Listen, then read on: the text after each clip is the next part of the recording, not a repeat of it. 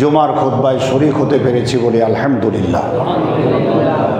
আমরা শুকরগুজার হচ্ছি সে মহান স্রষ্টার দরবারে, আল্লাহর দরবারে, যিনি দয়া করে মেহেরবানি করে তার ঘরে আসার খুশনসিব এনায়েত করেছেন। আমার আপনার মতো অনেক মানুষ হাসপাতালে পড়ে আছে, আমার আপনার মতো অনেক মানুষ দেশে চিকিৎসা হয়নি, দেশের বাইরে চলে গেছে চিকিৎসার জন্য। আমার আপনার মতো অনেক মানুষ দেশ বিদেশ চিকিৎসা সব শেষ, স্ট্রোক করে, ব্রেন স্ট্রোক করে প্যারালাইসিস হয়ে নিজের বাড়িতে ঘরে বিছানায় পড়ে আছে। এমন অবস্থায় আছে যে পার্শ্ব চেঞ্জ করার ক্ষমতা নেই, পার্শ্ব চেঞ্জ করার ক্ষমতা নেই, পেশাব পায়খানার মধ্যে ডুবে আছে। তার ওয়ারিসেরা যদি চেঞ্জ করে দেয় তাহলে সম্ভব, নাহলে ওই অবস্থাতেই থাকতে হয়। আল্লাহ তারাকে শেফায়ে কামেলা দান করুন বলে আমিন। তো আমরা সে মহান মাহবুদের শুকরিয়া আদা করছি, যিনি দয়া করে মেহেরবানি করে, কিছু সমস্যা মানুষের জীবনে থাকবেই, তারপরেও অন্ততপক্ষে আল্লাহর ঘরে আসার সুযোগ করে দিয়েছেন। এজন্য আবারও কৃতজ্ঞতা প্রকাশ করি বলি আলহামদুলিল্লাহ। আবার এক শ্রেণীর মানুষ আছে, আজান হচ্ছে, জুমা হচ্ছে, জামাত হচ্ছে, কোনো গুরুত্ব নাই, দুনিয়ার রঙ্গমঞ্চে ব্যস্ত হয়ে আছে। কিসের জুমা, কিসের জামাত, কিসের খুতবা? তো আল্লাহ ওই দল থেকে আমাদেরকে মুক্ত রেখেছেন। এজন্য আবারও শুকরিয়া আদা করি বলি আলহামদুলিল্লাহ। আল্লাহ তারাকে হেদায়েত নসিব করুন, আল্লাহর ঘরে আসার সুযোগ করে দিন বলে আমিন। দরুদ ও তাসলিমাত এ বিশ্বের শেষ এবং শ্রেষ্ঠ নবী মুহাম্মাদুর রাসূলুল্লাহ সাল্লাল্লাহু আলাইহি ওয়াসাল্লামের উপর অগণিত দরুদ ও সালাম বর্ষিত হোক। সকলেই পড়ি সাল্লাল্লাহু আলাইহি ওয়াসাল্লাম। সম্মানিত মুসাল্লিগণ, আমি আপনাদের খিদমতে মহান আল্লাহর শাশ্বত বিধান পবিত্র কোরআনের মহাগ্রন্থ আল কোরআনের সূরা নাহাল এর 89 নম্বর আয়াত পেশ করেছি।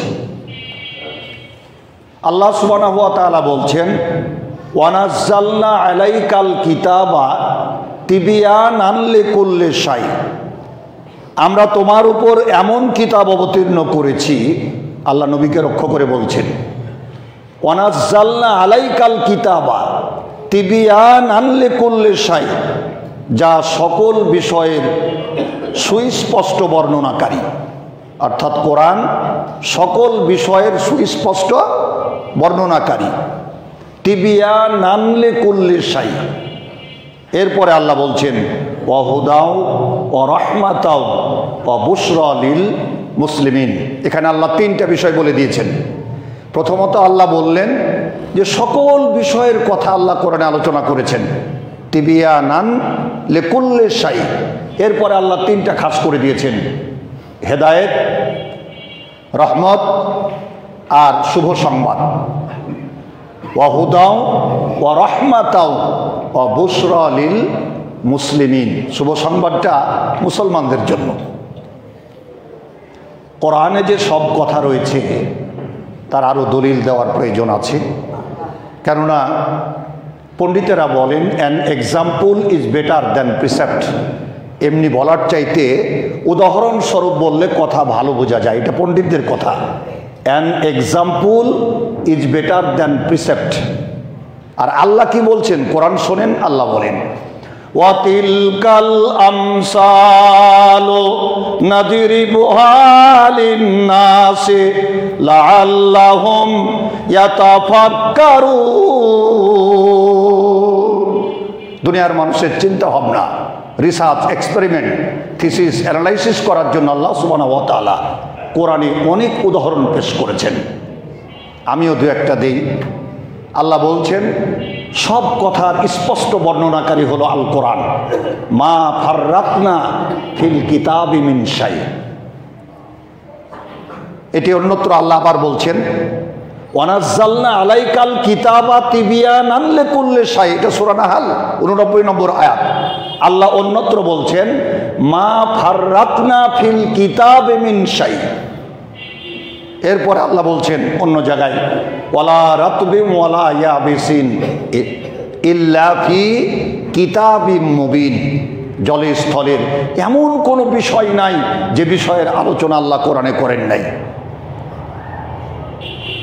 কিন্তু দুর্ভাগ্য হলে কথা সত্য, আমরা মুসলমানরা কোরআন তেলাওয়াত করি, মুসলমানরা কোরআন পড়ি, আমরা কোরআন গবেষণা করি না, কোরআন রিসার্চ করি না। অধিকাংশ মুসলমান কোরআন পড়ে জিন ভূত তাড়াবার জন্য, ওই যে সূরা ফালাক নাস সকাল সন্ধ্যা পড়ে, কিন্তু ওটা জিন ভূত তাড়াবার জন্য। আবার কারা কিছু লোক আছে যারা পড়ে 40 মানুষ মারা গেলে 40 দিন পালন করার জন্য কোরআন খতম দেয় সওয়াবের আশায়। কোরআন খতম দেয় নতুন বাড়ি হলে, নতুন ব্যবসা প্রতিষ্ঠান হলে, মানে ওর মধ্যে সীমাবদ্ধ রেখে দিয়েছে।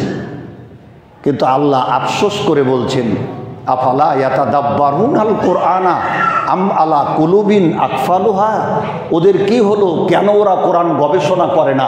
ওদের বক্ষ কি তালা মারা, মোহর মারা? সম্মানিত মুসাল্লিগণ,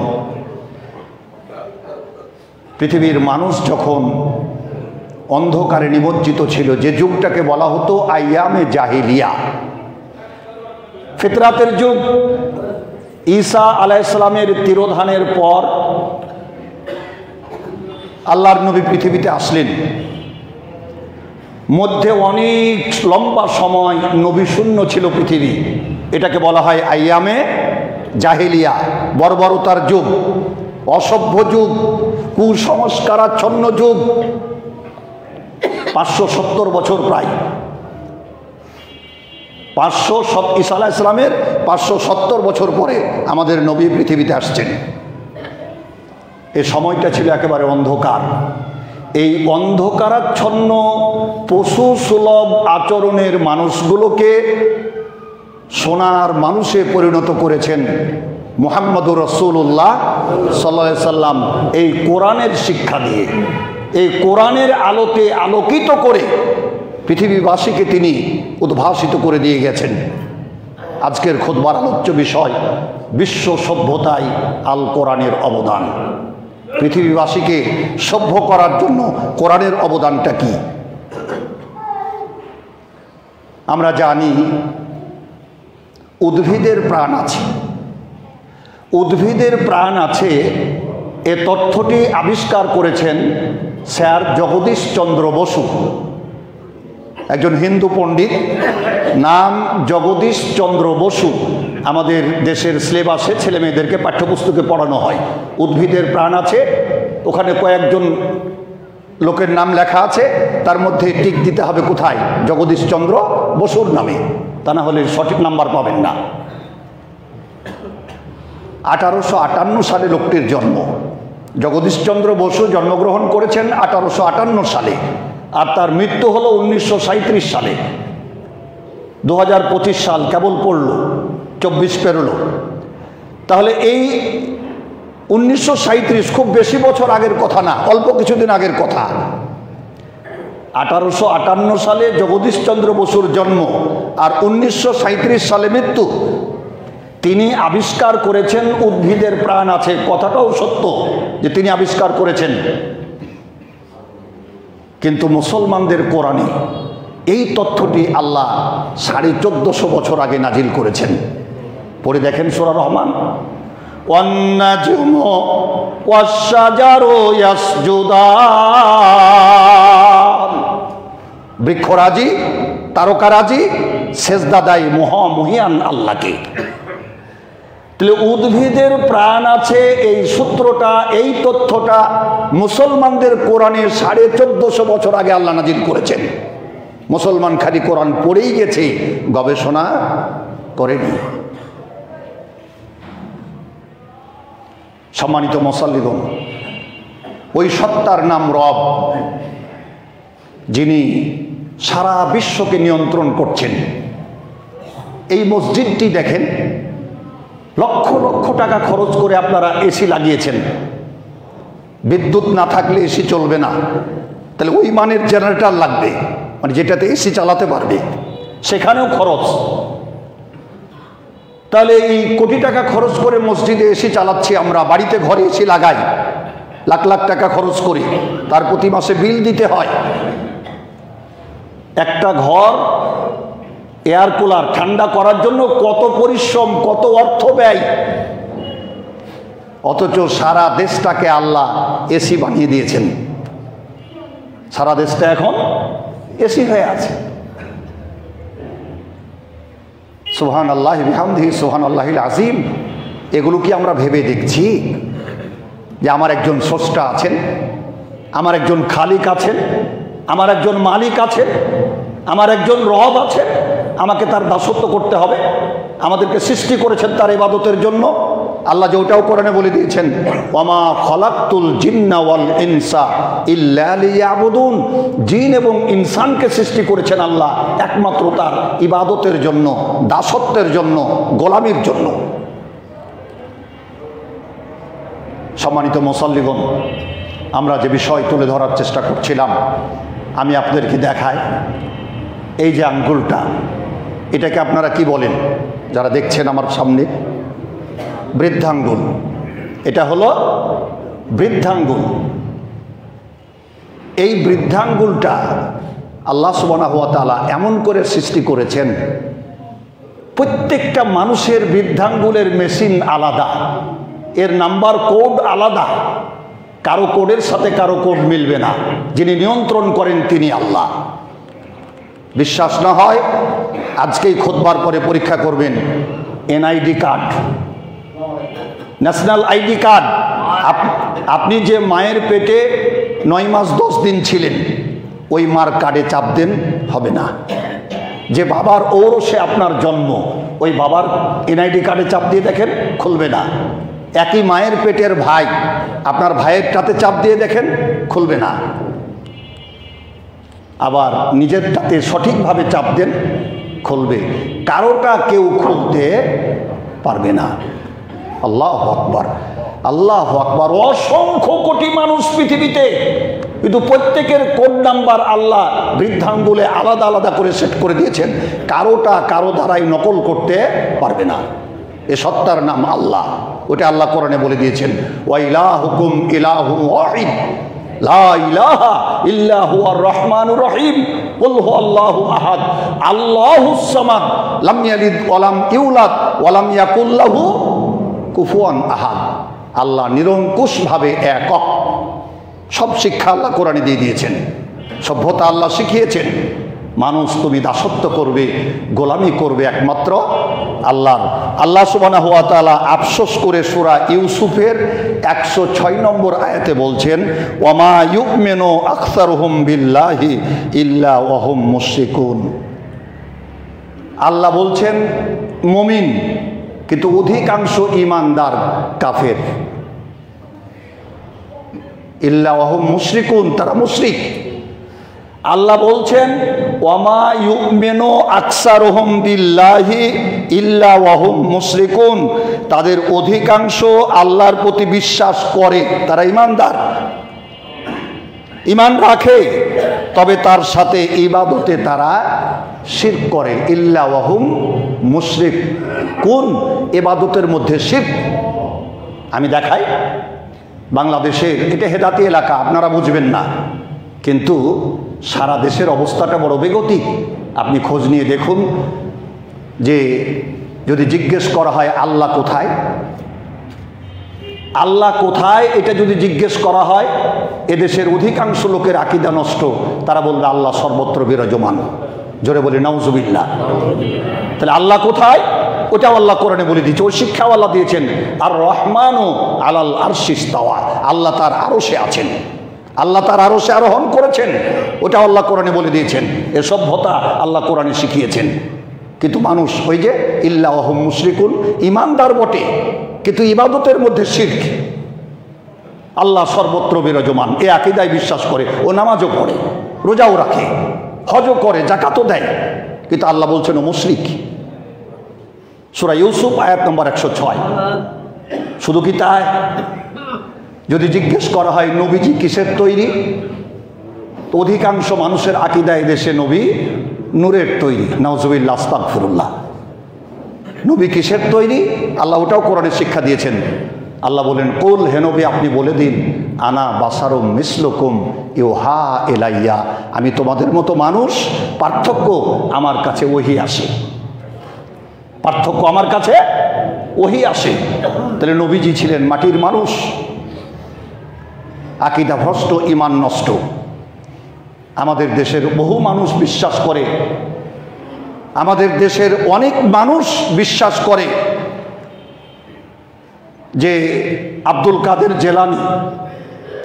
কাদের জেলানী মার পেট থেকে 18 পারা কোরআন মুখস্থ করে পৃথিবীতে আসছিলেন। নাউজুবিল্লাহ, আস্তাগফিরুল্লাহ। ওই যে আল্লাহ বলে ইল্লাহুম মুশরিকুন, ওরা ইমানদার তবে মুশরিক, ইবাদতে শিরক লাগায়। কোরআন যাদের কাছে নাজিল হলো তখন কোরআনের হাফেজা ছিল, কত সাহাবা কোরআন মুখস্থ, মহিলা সাহাবার কোরআন মুখস্থ, তাদের পেট থেকে হলো না। আর এটা কি আকীদার কথা! নাউজুবিল্লাহ, আস্তাগফিরুল্লাহ।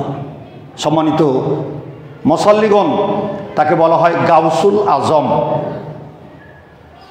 গাউস শব্দের অর্থ হলো উদ্ধারকারী, পরিত্রাণকারী। নাউজুবিল্লাহ, আস্তাগফিরুল্লাহ। তাহলে গাউস তো হলেন একমাত্র আল্লাহ, তারপর আবার আজম, বড় উদ্ধারকারী। তাহলে যারা এ আকীদায় বিশ্বাস করে, বড় পীর আব্দুল কাদের জেলানী গাউসুল আজম, নাউজুবিল্লাহ, আস্তাগফিরুল্লাহ, মহা শিরক, ইল্লাহুম মুশরিকুন, ইবাদতের মধ্যে শিরক। তাকে বিশ্বাস করতে হবে যিনি উদ্ধারকারী তিনি হলেন আল্লাহ। লাহু মাকালিদুস সামাওয়াতি ওয়াল আরদ, আসমান ও জমিনের চাবিকাঠি একমাত্র আল্লাহর হাতে। তিনি যাকে ইজ্জত দেন সে ইজ্জত পায়, আর যার কাছ থেকে কেড়ে নেন তার কিছু করার নাই। অত ইজ্জু মান তাশা, অত জিল্লু মান তাশা। আমরা আস্তে আস্তে সামনে আগাই। জমার নির্দিষ্ট সময়ের মধ্যেই আমরা আজকের খুতবার তুলে ধরার চেষ্টা পাবো ইনশাআল্লাহ। আল্লাহ বলছেন কোরআনটা মহা ঔষধ, কোরআনটা মহা ঔষধ। অনুনাজ্জিলু মিনাল কোরআনি মা হুয়া শিফাউন ওয়া রাহমাতুল লিল মুমিনিন। সূরা ফাতিহার অপর নাম হলো সূরাতুস শিফা। সূরাতুস শিফা, সূরা ফাতিহা পড়ে আপনি ফু দেন, আমল করেন, চেষ্টা করেন, আল্লাহর কাছে চান, এটাকে বলা হচ্ছে সূরাতুস শিফা, আরোগ্যদানকারী সূরা। সম্মানিত মুসাল্লিগণ, উত্তম কাহিনী আল্লাহ কোরআনে বর্ণনা করেছেন। নাহনু নাকুসসু আলাইকা আহসানাল কাসাসি বিমা আওহাইনা ইলাইকা হাদাল কোরআন, সূরা ইউসুফ আয়াত নাম্বার 3। আল্লাহ রাব্বুল আলামিন কত ঘটনা, কত কথা আল্লাহ কোরআনের মধ্যে আলোচনা করেছেন। পৃথিবীর উদ্দেশ্য বিশ্ববাসীকে হেদায়েত প্রদর্শন করা, মানুষ যেন গোলামি করে একমাত্র আল্লাহর, দাসত্ব করবে একমাত্র আল্লাহর। এর সভ্যতা শিখিয়েছে মহাগ্রন্থ আল কোরআন। সম্মানিত মুসাল্লিগণ, কোরআন বুঝা খুবই সহজ, এটাও আল্লাহ কোরআনে বলছেন। এটি হলো সূরা কামার আয়াত নাম্বার 17, 22, 32, 40, 4 বার এই কথাটা আল্লাহ বলেছেন সূরা কামারে। ওয়ালাকাদ ইয়াসসারনাল কোরআন লিযিকরি ফাহাল মিন মুদ্দাক্কির। আমি কোরআন বোঝার জন্য সহজ করে দিয়েছি, অতএব কোনো চিন্তাশীল আছে কি? আল্লাহ প্রশ্ন করছেন, ফাহাল মিন মুদ্দাক্কির। 4 বার এই সূরা কামারে আল্লাহ এই কথাটা বলেছেন। কোরআন এমন একটা কিতাব যার প্রত্যেকটা বর্ণে 10টা করে নেকি দেন আল্লাহ। সুবহানাল্লাহি বিহামদিহি সুবহানাল্লাহিল আযীম। যেমন ধরুন আলিফ লাম মিম, তাহলে আলিফুন হারফুন ও লামুন হারফুন ও মিমুন হারফুন। আলিফ একটা হরফ, লাম একটা হরফ, মিম একটা হরফ, তাহলে 3 10 30টা নেকি দেন আল্লাহ। আলিফ লাম মিম মানে 10টা নেকি না, 3 10 30টা নেকি দেন আল্লাহ। সুবহানাল্লাহি বিহামদিহি সুবহানাল্লাহিল আযীম। কোরআনের মর্যাদা কত বেশি! বিশ্ববাসীকে আল্লাহ একদিকে সভ্যতা শিখালেন আর কোরআনের মর্যাদা শিখালেন। যার যত আয়াত মুখস্থ থাকবে সে জান্নাতে তত তালা উপরে থাকবে। যার যত আয়াত কোরআনের মুখস্থ থাকবে সে জান্নাতে তত তালা উপরে থাকবে।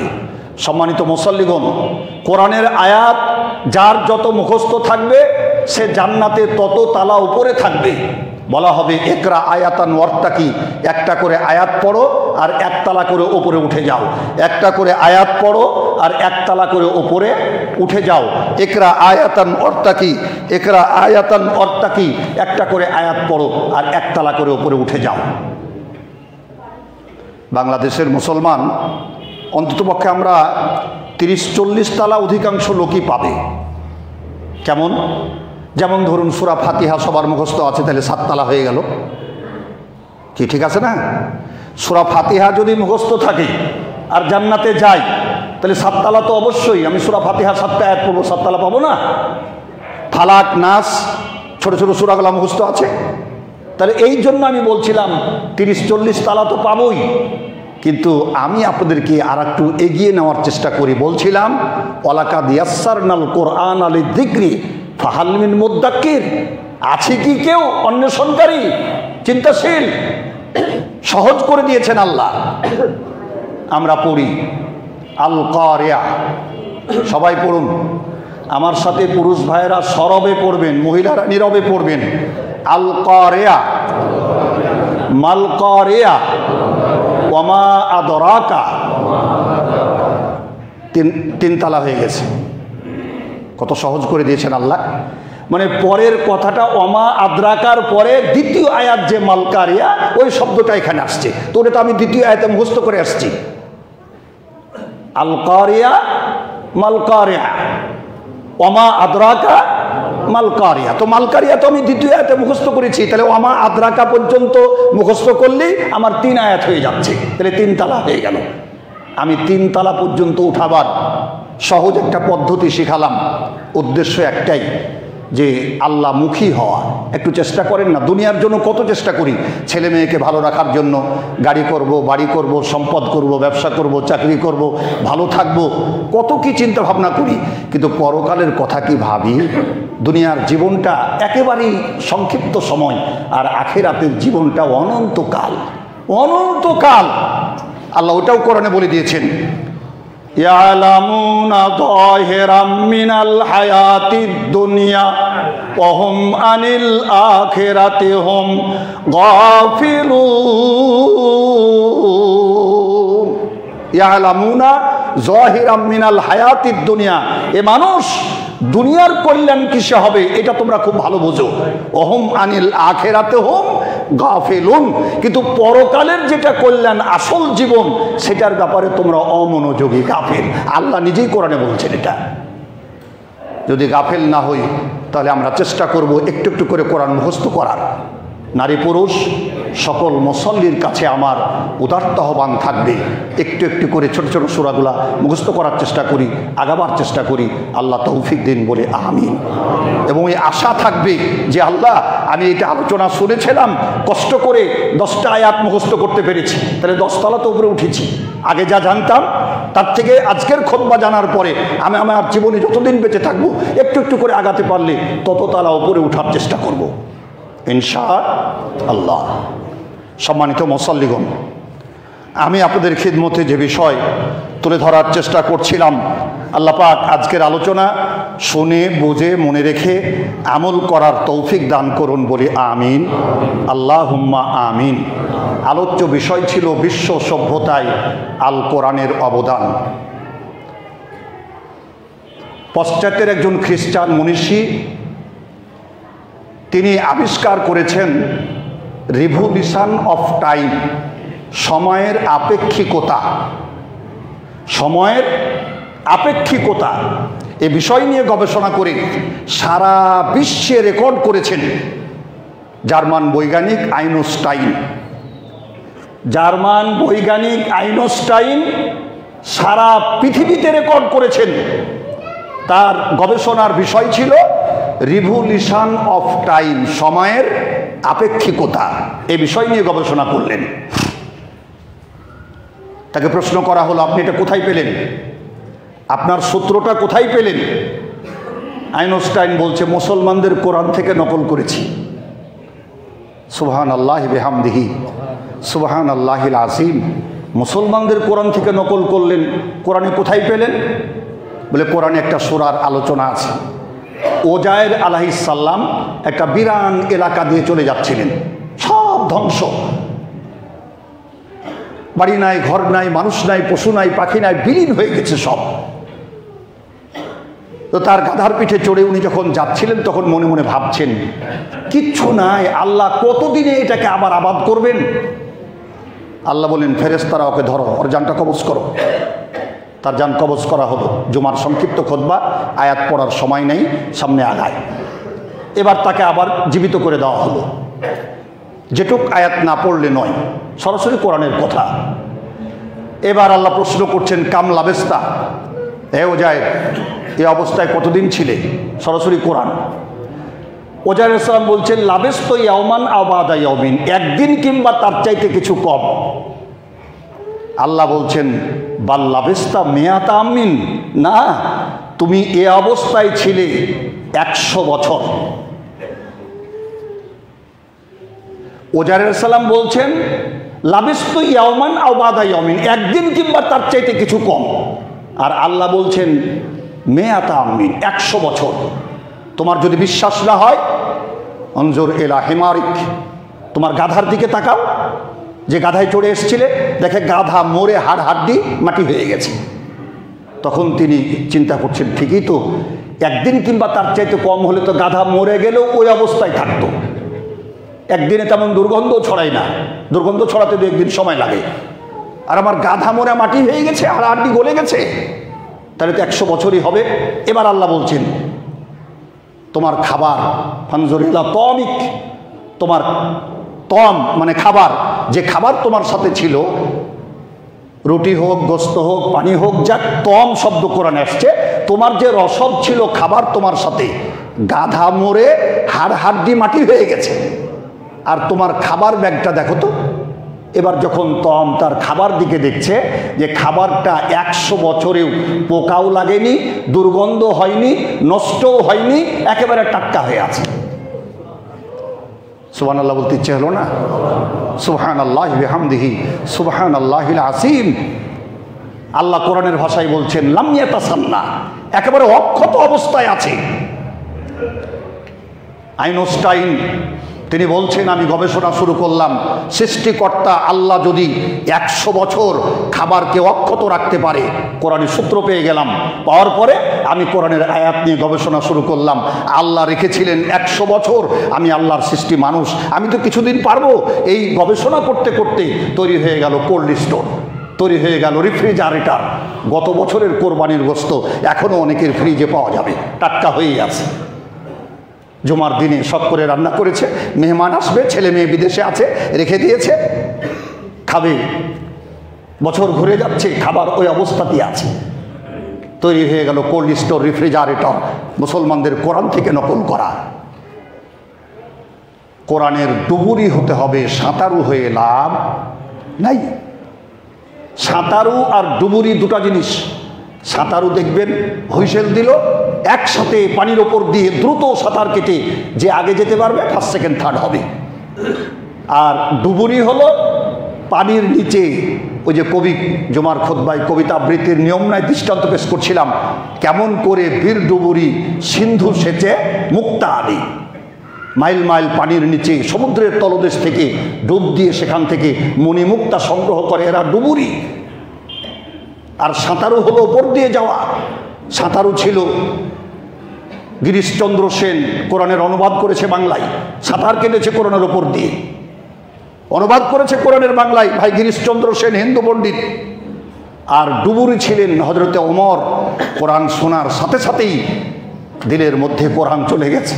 ওয়াইজা তুলিয়াত আলাইহিম আয়াতুহু যাদাতুহুম ঈমানাও ওয়া আলা রাব্বিহিম ইয়াতাওয়াক্কালুন।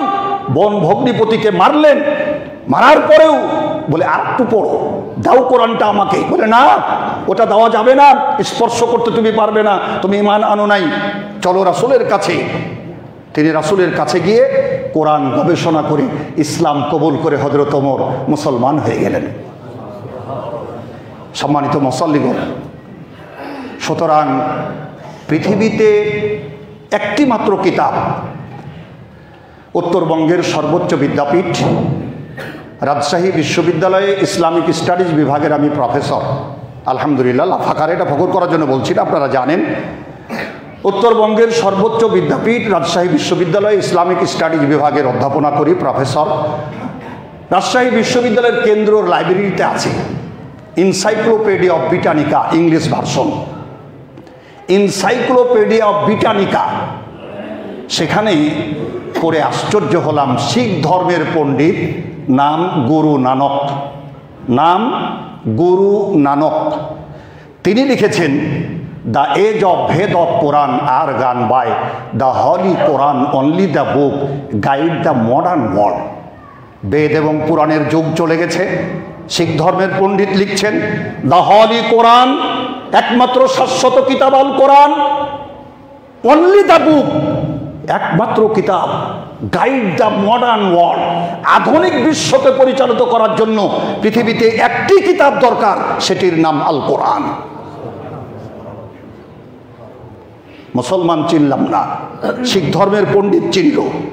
জর্জ বার্নার্ড শ, খ্রিস্টান মনীষী, অর্থ সহকারে কোরআন তেলাওয়াত করেছিলেন 18 বার। আমরা মুসলমান দাবি করি, অর্থ সহকারে নারী পুরুষ কজন কোরআন খতম দিয়েছি? চেষ্টা করবেন সারা বছর ধরে 2-4টা করে আয়াত হলেও জীবনে অর্থ সহকারে কোরআন খতম দেওয়ার চেষ্টা করবেন। সম্মানিত মুসল্লিগণ, একটা কাজ জীবনে করবেন না, কাজ 3টা, খুতবায় হয়তো বলে শেষ করতে পারবো না, এই জন্য একটা দিয়ে বলছিলাম। কোন মুসলমান নরনারী জীবনে 3টা কাজ করবেন না। তার 1 নাম্বার হলো অহংকার। কোন অবস্থাতেই মুসলমান অহংকার করতে পারে না। অহংকার পতনের মূল। আল্লাহ কোরআনে এটা বারবার বলেছেন। আল্লাহ কোরআনে অহংকার না করার কথা, তকব্বর, ফখর, বিভিন্ন শব্দ দিয়ে আল্লাহ ব্যবহার করেছেন। আল্লাহ পছন্দ করেন না। আল কিবরিয়া ও রেদাই, অহংকারটা আল্লাহর গায়ের ভূষণ, ওটা মানুষের শোভা পায় না। সম্মানিত মুসল্লিগণ, আমি যেই কথা আপনাদের খিদমতে তুলে ধরার চেষ্টা করছিলাম, এলেমের অহংকার, জ্ঞানের অহংকার, অর্থের অহংকার, ক্ষমতার অহংকার, শক্তির অহংকার, কোন প্রকার অহংকার মুসলমানের জন্য জায়েজ নয়। আমার আব্বা আল্লামা দুরুল হুদা আইয়ুবী, তার সাথে যখন এসেছিলাম তখন মাটির বাড়ি ঘর ছিল, মাটির মসজিদ। সম্মানিত মুসল্লিগণ, তিনি এভাবে বলতেন, 5 বার পাতলা পায়খানা আর 7 বার বমি, ব্যাটারি শেষ, শক্তি দেখাবেন, খুব শক্তিশালী আপনি। 5 বার পাতলা পায়খানা হয়েছে আর 7 বার বমন, তখন দুজনে হাত ধরে বাথরুমে নিয়ে যেতে হয়, দাঁড়াতেই পারে না। হাসপাতালে নিয়ে গেলে ডাক্তার নার্ভ খুঁজে পাচ্ছে না, কোথায় স্যালাইন পুশ করবে। এই তো অহংকারের অবস্থা আমার। তো কিসের অহংকার?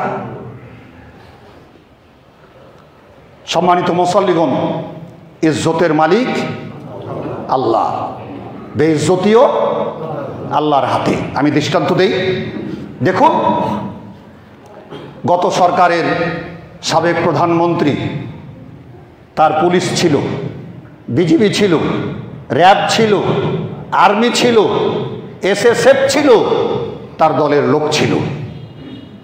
বিষয়টা খুব ভালো করে বোঝার চেষ্টা করেন।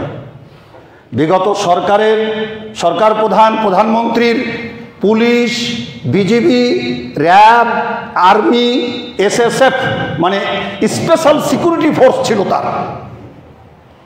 তারপরেও নিরস্ত্র ছাত্র জনতার হাতে সময় পেয়েছিলেন 45 মিনিট। 45 মিনিটের মধ্যে দেশ ত্যাগ করতে হবে, না হলে জানে বাঁচবে না। হলেও তাই, তার টার্গেট ছিল 2041 সাল, আর আল্লাহ ফাইসালা করে রেখেছেন 2024 সালের 5ই আগস্ট। সুতরাং অহংকার করার কিছুই নেই। অহংকার করেছিল প্রথম ইবলিস। কোরআনে আসেন, বিশ্ব সভ্যতা আল কোরআনের অবদান নিয়ে আলোচনা করছিলাম।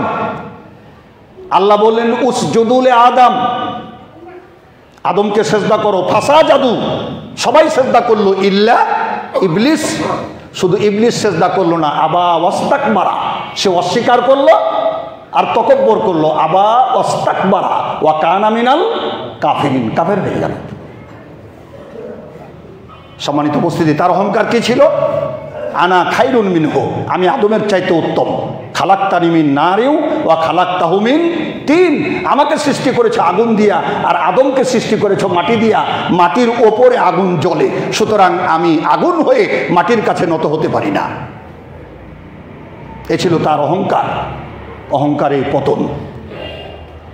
আমি আপনাদেরকে বিনয়ের সাথে বলতে চাই, কল্পনাও করেনি, ভাবে উনি, চিন্তাতেও ছিল না যে অবস্থাটা ঘটবে।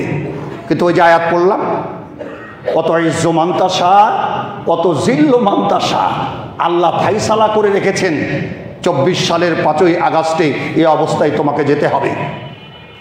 চলে আসেন হাদিসে, কোরআনের পরে হাদিস দিয়ে প্রমাণ করি।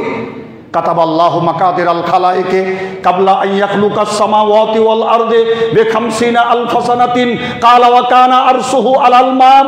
আল্লাহ মানুষের তাকদীর লিখে রেখেছেন এই পৃথিবী সৃষ্টির 50,000 বছর আগে, যখন আল্লাহর আরশ ছিল পানির উপরে, পৃথিবী সৃষ্টি করেন নাই। সম্মানিত মুসল্লিগণ, এখন যদি কেউ আবার বলে যে আমি স্টেক হোল্ডার, মানে এই অভ্যুত্থানের স্টেক হোল্ডার, আমি এটির মাস্টার মাইন্ড, তাহলে এটাও শিরক। এই অহংকার করবেন না, কেননা আপনি যদি মাস্টার মাইন্ড হয়ে যান, আপনি যদি স্টেক হোল্ডার হন, তাহলে 16 বছর ধরে পারেননি কেন? আন্দোলন তো অনেক হয়েছে। তাহলে স্টেক হোল্ডার যিনি, একজন মুসলমান হিসাবে বিশ্বাস করতে হবে তিনি আল্লাহ। আল্লাহ চেয়েছেন বলেই এই তারিখে নিরস্ত জনতার হাতে তাকে অপদস্থ হতে হয়েছে। এইটা বুঝতে হবে আমাকে একজন মুসলমান হিসাবে।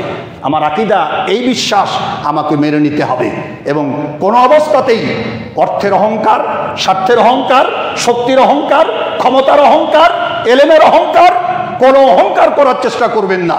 আমি মাটির মানুষ, আমাকে মরতে হবে, এর কোনো বিকল্প নেই।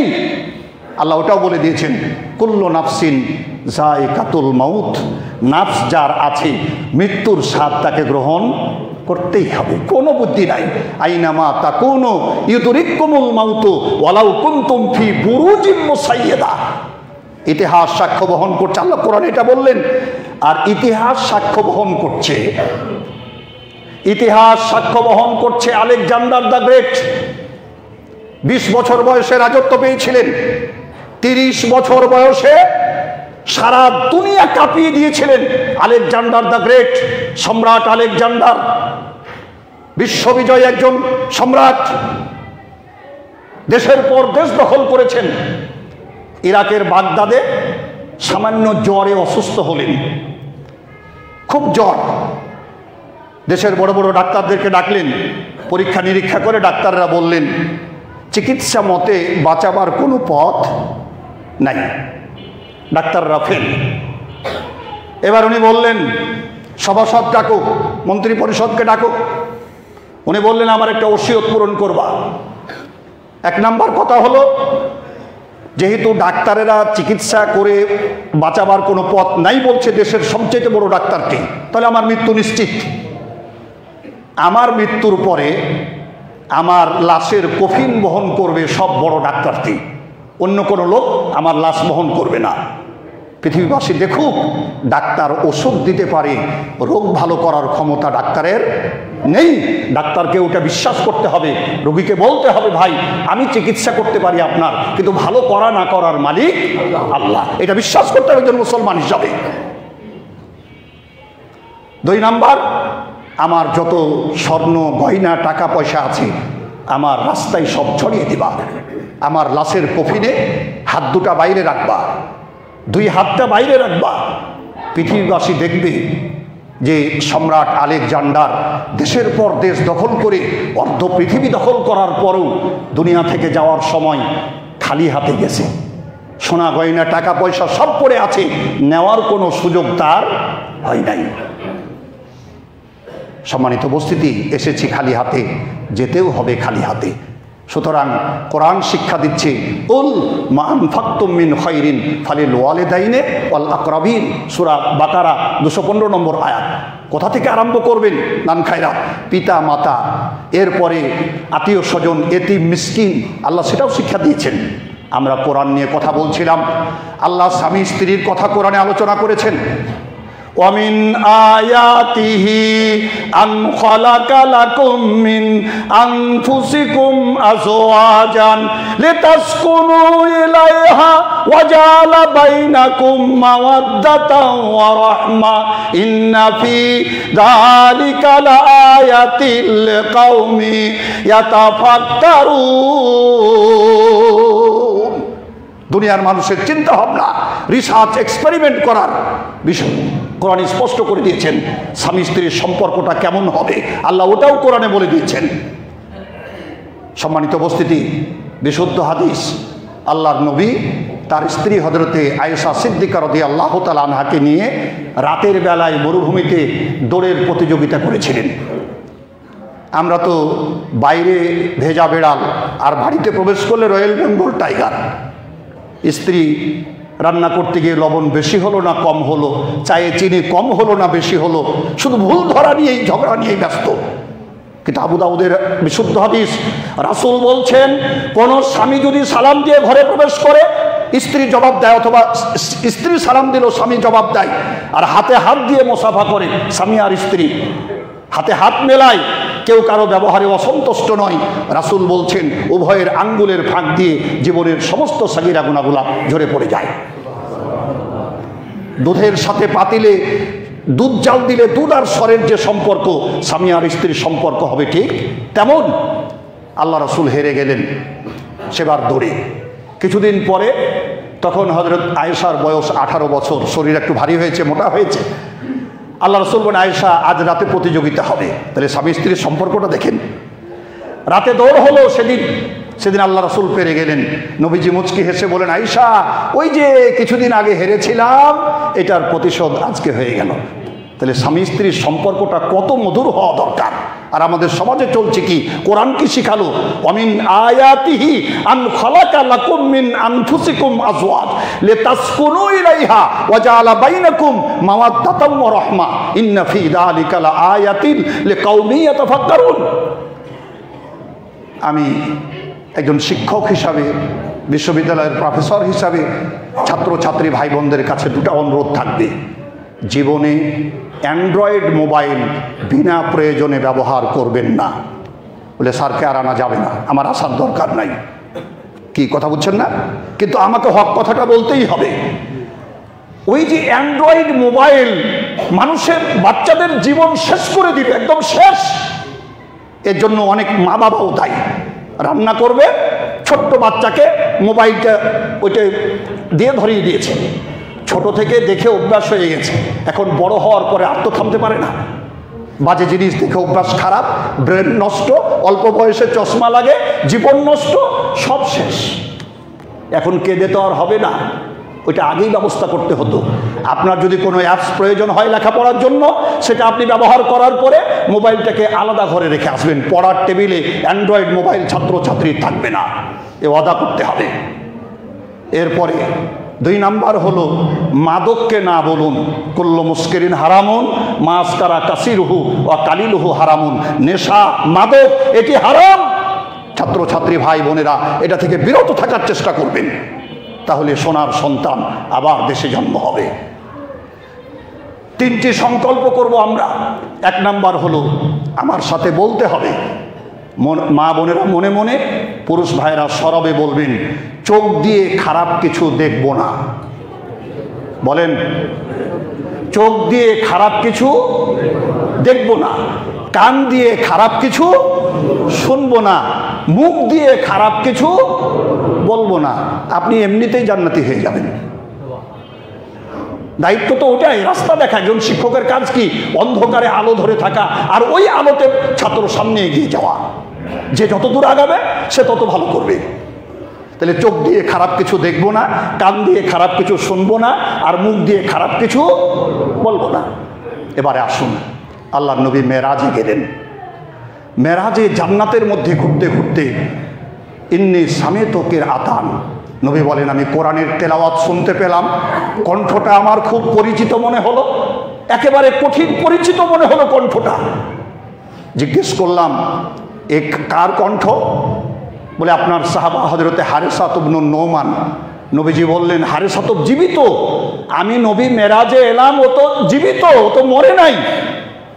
আল্লাহ রাসূলকে বলা হলো আপনার হারেসা যখনই সময় পায় তখনই কোরআনে চোখ দেয়, ব্যবসা বাণিজ্য চাকরি বাকরির ফাঁকে রাত্রে কোরআন একটু না পড়ে ঘুমাই না। আর ফজরের তেলাওয়াতও শুনেছে, ইন্না কোরআন আল ফজরে কানা মাসহুদা, ফজরের তেলাওয়াতটা সাক্ষী দিবে আল্লাহর কাছে। সুতরাং ফজরের পরে তেলাওয়াত না করে ব্যবসা বাণিজ্য চাকরিতে পারাই না, যখনই সুযোগ পাই তখনই কোরআনে চোখ বুলাই। আল্লাহ এত খুশি আপনার হারেসার উপরে, হারেসা জান্নাতে যাবে শিওর অ্যান্ড সার্টেনলি। এই কোরআনের আলোতে উদ্ভাসিত হওয়ার জন্য হারেসা জান্নাতে বসে এমনি করে কোরআন পড়বে, তাই সে জীবিত থাকলো দুনিয়াতে, আর আপনাকে অগ্রিম দেখিয়ে দেওয়া হলো। নবীজি মেরাজে দেখে আসছেন সাহাবা দুনিয়াতে, আর জান্নাতে বসে উনি কোরআন পড়ছেন। কোরআন ধরেন, কোরআন পড়েন। আল মাহিরু বিল কোরআনে মা সাফারাতিল কিরামিল বারারা। মায়েশা সিদ্দিকা রাদিয়াল্লাহু তাআলা আনহা থেকে হাদিসটা বর্ণিত। মায়েশা বলছেন কোরআনের পাঠক শিক্ষিত ফেরেশতা। ফেরেশতাদের মধ্যেও তফাৎ আছে, যারা লিখক ফেরেশতা তাদের সাথে কোরআনের পাঠকারীরা থাকবে। সম্মান কত বেশি! এতে গেল জান্নাতের কথা। মদিনার মসজিদে আল্লাহর নবী ইমামতি করলেন। এশা সালাত শেষ করে সাহাবারা চলে গেলেন। ফজরের সময় একজন সাহাবা এসে বলছেন ইয়া রাসূলুল্লাহ, সাহাবার নাম ওসাইদ ইবনে হুজায়র, সময় শেষ, আমি আর আগাতে পারছি না, আল্লাহ বাঁচালে পরবর্তীতে বাকি অংশ শোনাবার চেষ্টা করব। আজকের খুতবায় যেটুকু শেষ করতে চাই, কোরআন কিভাবে পৃথিবীবাসীকে আলো দেখালো। কোরআন আল্লাহর বড় রহমত, বড় নিয়ামত। ধরেন কোরআন, পৃথিবীতে বহু কিছু দেখেছেন, কোরআনী সমাজ ব্যবস্থা, কোরআনকে আঁকড়ে ধরা, কোরআনী রাজ, কোরআনের বিধান বাস্তবায়নের জন্য চেষ্টা করি। নিজে পড়ি, ওই আলোতে আমার পরিবার, আমার সমাজ, আমার রাষ্ট্রে কোরআনের আলো ছড়িয়ে দেওয়ার চেষ্টা করি। আল্লাহ তৌফিক দিন বলি আমিন। এবার দেখা গেল সাহাবা এসে বলছেন ইয়া রাসূলুল্লাহ, আমি আশ্চর্য হলাম। কি?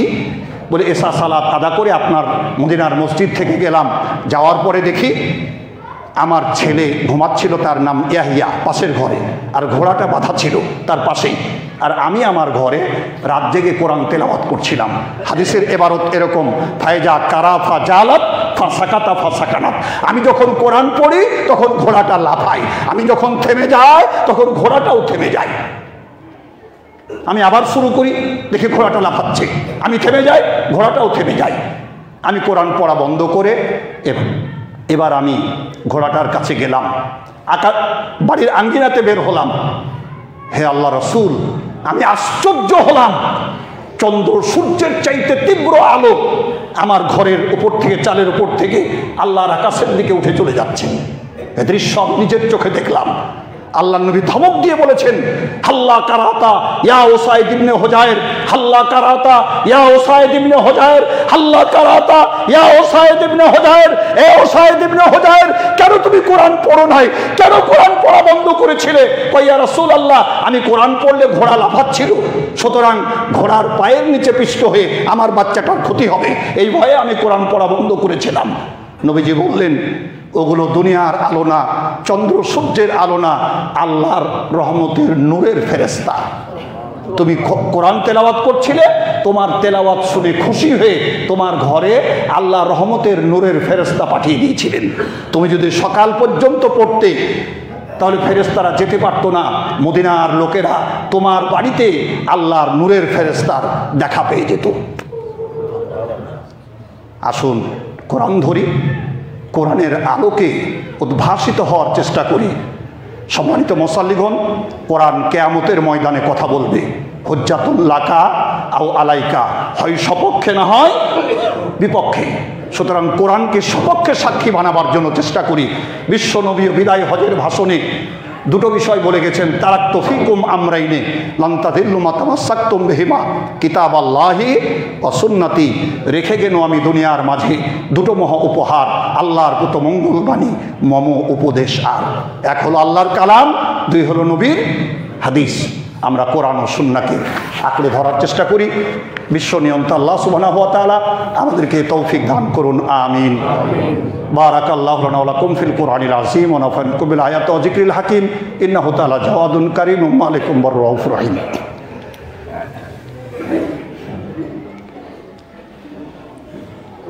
আলহামদুলিল্লাহি কাফা ওয়া সালামুন আলা ইবাদিহিল্লাযীনা ইসতাফা।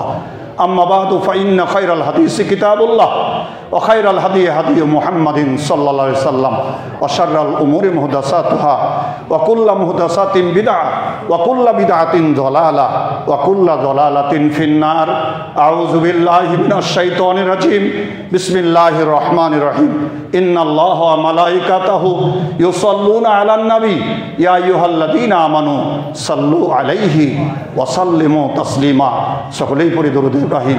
আল্লাহুম্মা সাল্লি আলা মুহাম্মাদ ওয়া আলা আলি মুহাম্মাদ কামা সাল্লাইতা আলা ইব্রাহিম ওয়া আলা আলি ইব্রাহিম ইন্নাকা হামিদুম মাজিদ।